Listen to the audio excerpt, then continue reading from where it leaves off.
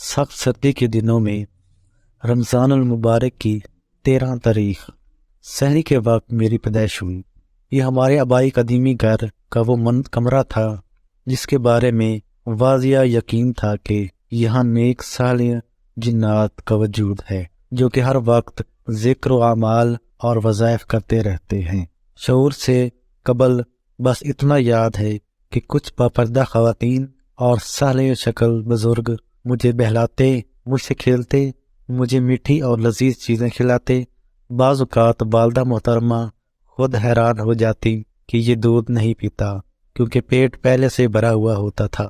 بقول والدہ مرحومہ کے کئی بار ایسا ہوا کہ مجھے جھولے میں سلا کر گئیں، واپس آئیں تو جھولا خالی تھا۔ بہت پریشان ہوئیں، کئی گھنٹوں پریشان اور رو رو کر بدحال ہو گئی۔ پھر دیکھا کہ میں جھولے میں سو رہا تھا اور خوشبو سے رچا بسا۔ پہلے والا لباس نہیں تھا، بہت خوبصورت بیل بوٹے والا لباس زیب تن تھا۔ منہ میں کوئی میٹھی چیز لگی ہوئی تھی جیسے کوئی میٹھی چیز کھلائی گئی ہو۔ یہ معمہ کتنے دن حل نہ ہوا۔ طرح طرح کے انوکھے واقعات ہوتے رہے۔ کبھی میں نے بستر پر پیشاب اور حجابت نہ کی، جب حاجت ہوتی تو خوب روتا یا پھر دوست جنات میری حاجت صاف کر دیتے تھے۔ اماں حیران ہوتی کہ بچے کو کس نے غسل دیا، کس نے نہایت چمکدار سرما لگایا، کس نے خوشبو لگائی، آخر یہ خدمت کس نے کی۔ بعض اوقات میں سو رہا ہوتا اور والدہ مرحومہ کام کر رہی ہوتی تھی۔ بھوکا ہونے کی وجہ سے جب میں روتا اور کام میں مصروف والدہ جب تھوڑی دیر بعد پہنچتی تو میرے ہونٹوں پر دودھ لگا ہوتا اور میں پرسکون نیند سو رہا ہوتا تھا۔ یہ تمام واقعات مختلف اوقات میں شعور میں آنے کے بعد والدہ مجھے سناتی تھی۔ اگر کوئی بچہ مجھے مارتا تو وہ ضرور بیمار ہوتا یا پھر کوئی غیبی سزا یا کم از کم تھپڑ ضرور مارا جاتا جس کا واضح نشان اس کے جسم پر ہوتا۔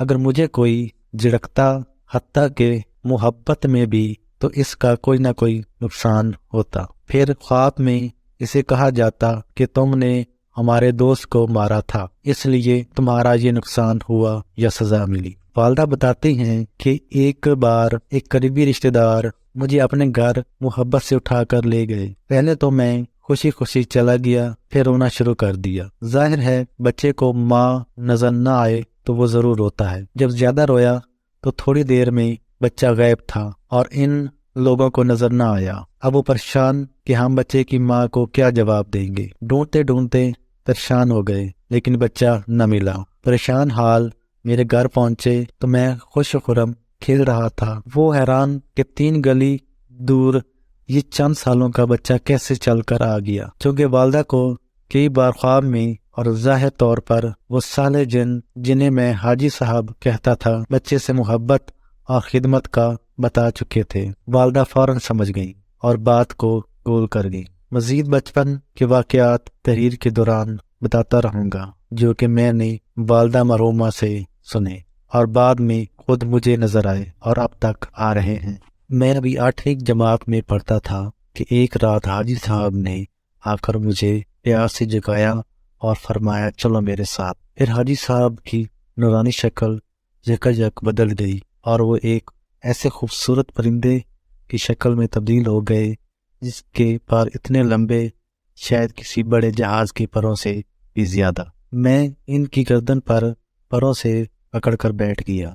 فرمایا ڈرنا نہیں، تمہیں ہزاروں خوفناک مناظر نظر آئیں گے۔ اب حاجی صاحب نے اڑنا شروع کر دیا۔ اتنا اونچا اڑے کہ اوپر اندھیرا ہی اندھیرا تھا۔ بہت دیر تک نہایت تیز رفتاری سے اڑتے رہے۔ پھر ایک جگہ بہت سے لوگوں کا اجتماع تھا، مجھے وہاں چھوڑا۔ حاجی صاحب کی وہاں بہت عزت ہوئی، ایسے محسوس ہوا جیسے وہ وہاں کے سردار سے بڑے ہیں۔ مجھے بہت عزت اور محبت دی گئی۔ ایک جگہ کچھ لوگ ایک مخصوص قرآنی آیت کا ورد کر رہے تھے۔ حاجی صاحب مجھے وہاں بٹھا کر چلے گئے۔ ان لوگوں کا حلیہ کیسا تھا میں بعد میں تحریر کروں گا جسے سن اور پڑھ کر آپ حیران اور پریشان ہو جائیں گے۔ میں بہت دیر تک اس آیت کو اس سارے مجمع کے ساتھ پڑھتا رہا، پھر لذیذ کھانے کھلائے۔ آخر میں ایک بہت بڑے بزرگ کی زیارت کے لیے لے جایا گیا جنہیں صحابی بابا کہہ رہے تھے۔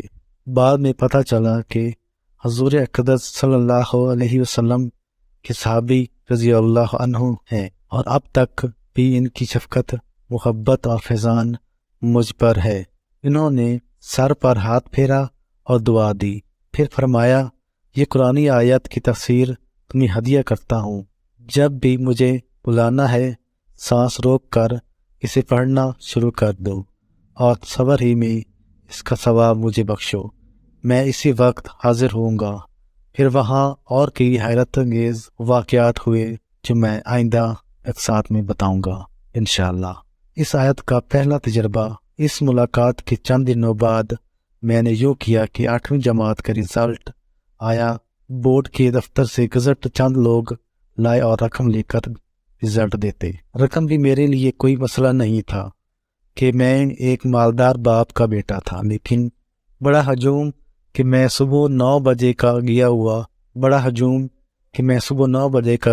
تھا اور 3 بجے تک مجھے موقع نہ ملا۔ بھوک، پیاس اور انتظار نے مجھے اٹال کر دیا۔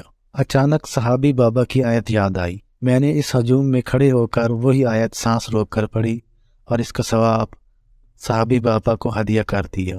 بس کیا ہوا کہ میں نے دیکھا سامنے صحابی بابا کھڑے ہیں، ان کے ہاتھ میں موٹی سی ایک کتاب، وہی گزٹ ہے، اور میرا رول نمبر نکال کر مجھے دکھایا، تسلی دی، ماتھے پر بوسہ دیا اور 5 روپے کا نوٹ جس کی اس وقت بہت اہمیت سمجھی جاتی تھی دے کر کہا کوئی چیز کھانے دو، اور غائب ہو گئے۔ یہ پہلا واقعہ تھا صحابی بابا سے ملاقات کا۔ پھر اس وقت سے لے کر آج اس وقت تک نامعلوم کتنی بار صحابی بابا سے محبت، راز و نیاز اور ان کی شفقت سے فائدہ اٹھایا۔ جس دن میری والدہ فوت ہوئیں، اس دن جنازے میں صحابی بابا تھے اور ان کے ساتھ 14 لاکھ سے زیادہ جنات تھے، جنہیں میں نے ایک بے پناہ ہجوم کی شکل میں جنازے میں دیکھا۔ ان کی تعداد مجھے صحابی بابا نے بتائی۔ مزید بتایا کہ ہر جن نیک و صالح ہے، جن کی اکثریت مکہ مکرمہ اور مدینہ منورہ سے آئی ہے، اور ہر ایک نے 70,000 کلمہ پڑھ کر آپ کی والدہ اور والد کو بخشا ہے۔ انہوں نے جنازے کو کندھا دیا اور قبرستان تک پہنچایا۔ 3 دن جنات کی اکثریت حاجی صاحب اور صحابی بابا سمیت گھر میں رہے۔ جب بھی والدین کی قبر پر جاتا ہوں تو یہ حضرات ساتھ ہوتے ہیں۔ ایک بار میں ایک قبرستان میں تھا، یہ اسی سال سردیوں کی بات ہے، میں گھر سے کمبل لانا بھول گیا۔ قبرستان میں کھلی جگہ احساس ہوا کہ مجھے سخت سردی لگ رہی ہے، اتنی دور سے کمبل کیسے لے آؤں؟ آخر سوچ کر، کیونکہ سخت مجبوری میں صحابی بابا کو تکلیف دیتا ہوں، وہ آیت پڑھی تو حسب معمول صحابی بابا کمبل لے کر تشریف لائے اور میں نے اوڑھ لیا۔